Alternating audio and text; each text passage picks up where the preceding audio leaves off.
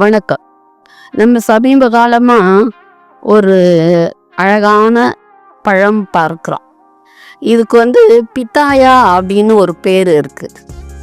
வேற ஒன்றும் இல்லைங்க, டிராகன் பழத்தை பற்றி தான் சொல்கிறேன்.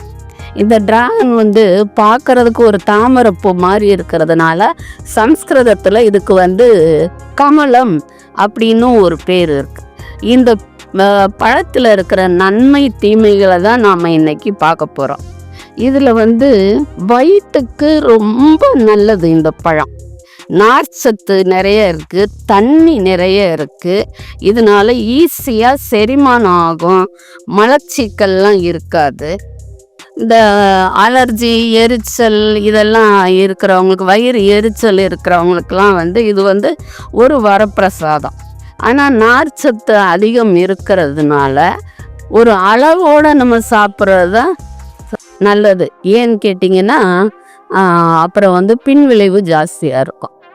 அது வேற ஒன்றும் இல்லை, லூஸ் மோஷன் ஆகும். அதனால் ஒரு அளவோடு சாப்பிடணும். ரத்த சோகை இருக்கிறவங்க இதை சாப்பிடலாம். இரும்பு சத்து அதிகமாக இருக்கிறதுனால ஹீமோக்ளோபின் அதிகமாகும். நமக்கு பலகீனம், சோர்வு இதெல்லாம் இருந்தால் அதெல்லாம் கூட சரியாகும். ஆனால் சர்க்கரையும் இதில் ஜாஸ்தி இருக்கிறதுனால அளவாக தான் சாப்பிடணும். இந்த பழத்தில் பார்த்தீங்கன்னா விட்டமின் சி இருக்குது, புரதம் இருக்குது, ஒமேகா 3 இருக்குது, ஒமேகா 6 இருக்குது, கொழுப்பு, அமிலம் இதெல்லாமே இருக்கிறதுனால இதயத்தை அது பாதுகாக்குது. இதயத்தை பாதுகாக்குது. அதில் இருக்கிற ஆன்டி ஆக்சிடென்ட் இதெல்லாம் இரத்த ஓட்டத்தை நல்லபடி சீராக வச்சுக்கிறது. மெக்னீசியமும் இருக்குது. அதனால் பக்கவாதம், மாரடைப்பு இதெல்லாமே வராமல் பாதுகாக்கும். கொலஸ்ட்ராலை கட்டுப்படுத்தும். கெட்ட கொழுப்பை குறைக்கிறதுனால நல்ல கொழுப்பு அதிகமாகி இதனால இதய நோய் நமக்கு வர்றது அபாயம் குறையா இருக்குது. அப்புறம் பார்த்தீங்கன்னா இது மட்டும் இல்லாமல் இது எலும்புக்கும் பல்லுக்கும் ரொம்ப நல்லது.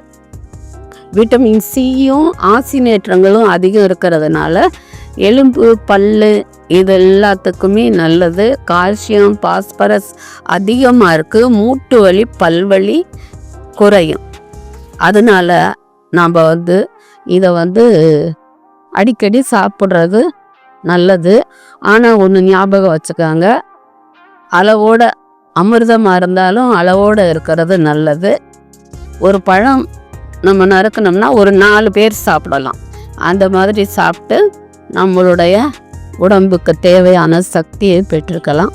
அடுத்த பதிவில் பார்க்கலாம்.